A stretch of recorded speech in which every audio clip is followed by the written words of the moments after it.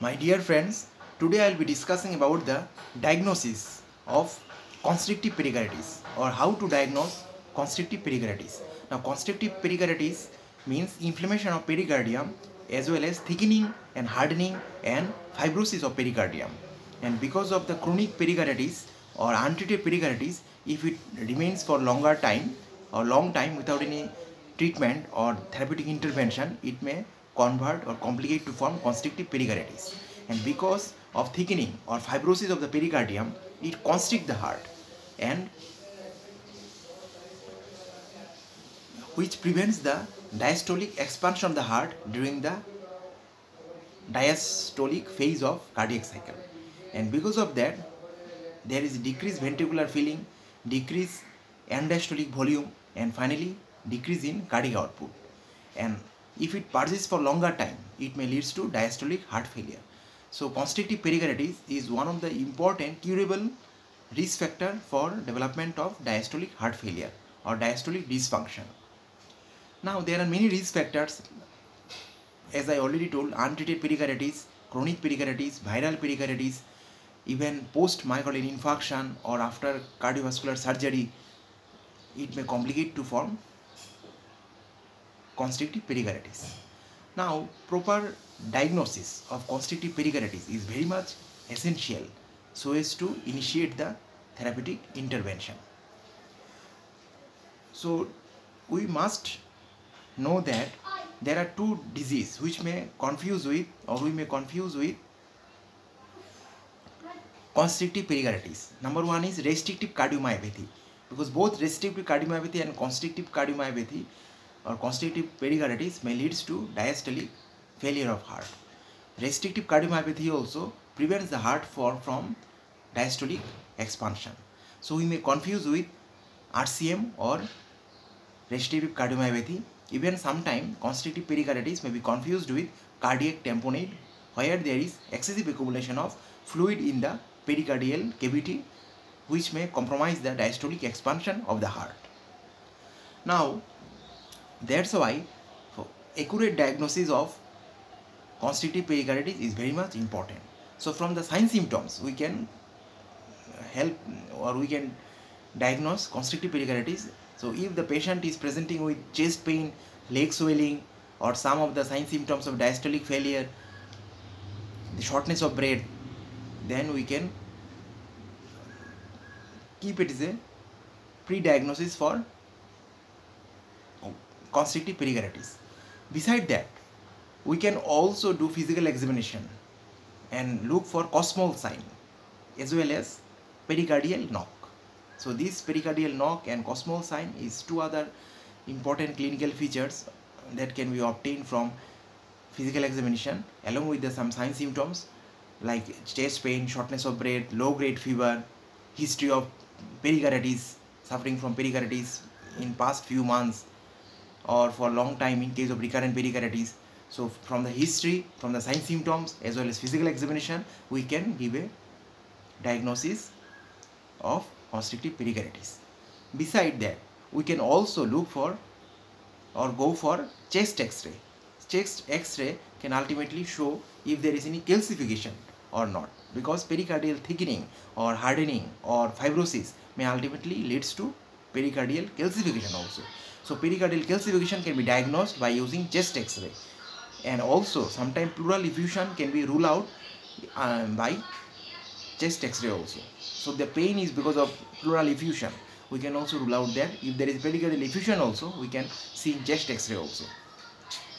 So what I mean to say is that chest X-ray can help in diagnosis of the constrictive pericarditis by diagnosing the pericardial calcification as well as pleural effusion.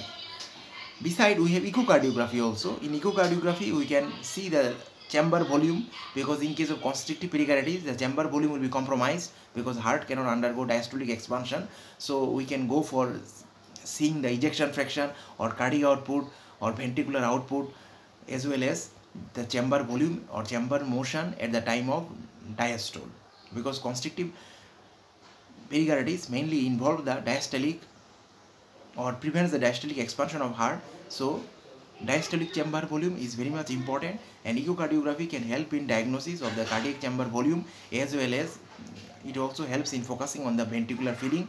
It also checks the end-diastolic volume as well as ejection fraction and cardiac output. So from echocardiography we can finally have a clear idea about the constrictive pericarditis and its effects on the heart.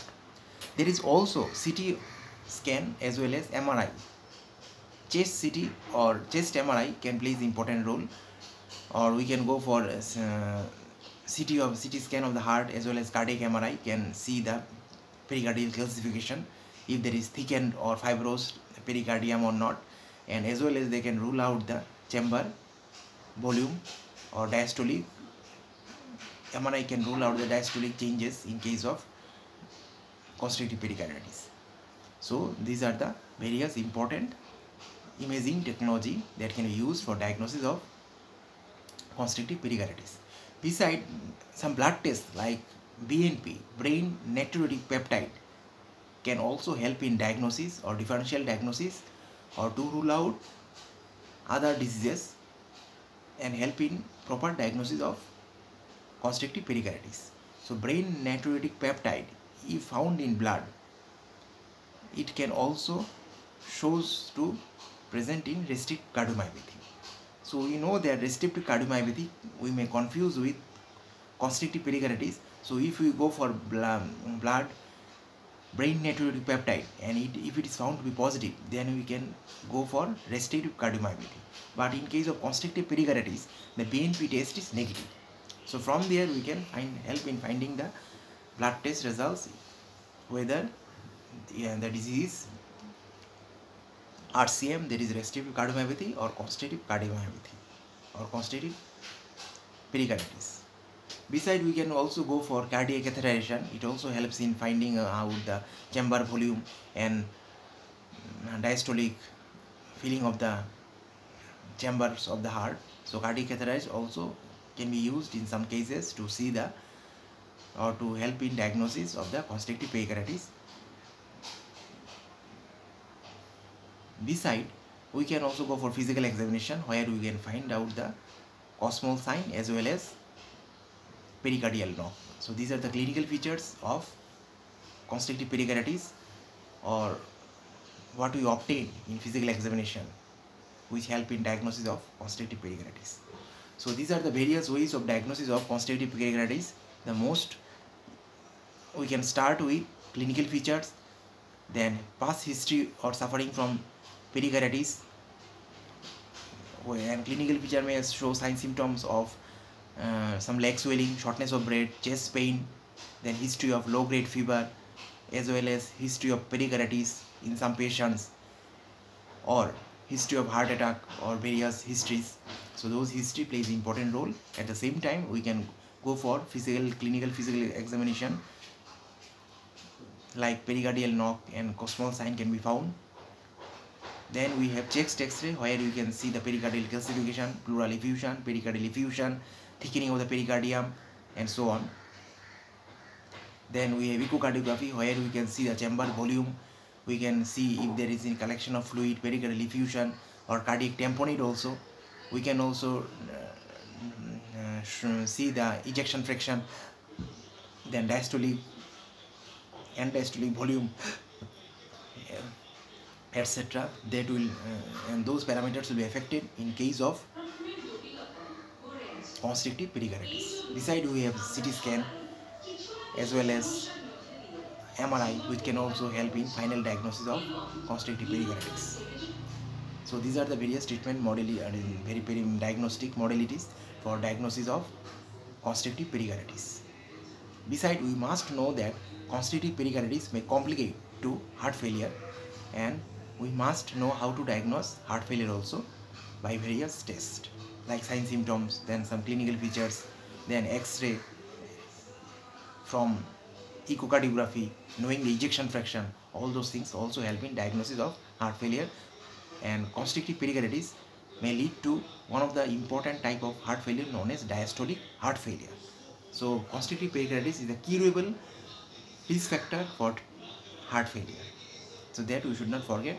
and that's why diagnosis of constrictive pericarditis at early stage is very much important, so as to prevent the incidence of heart failure or complication to heart failure in future. Thank you very much.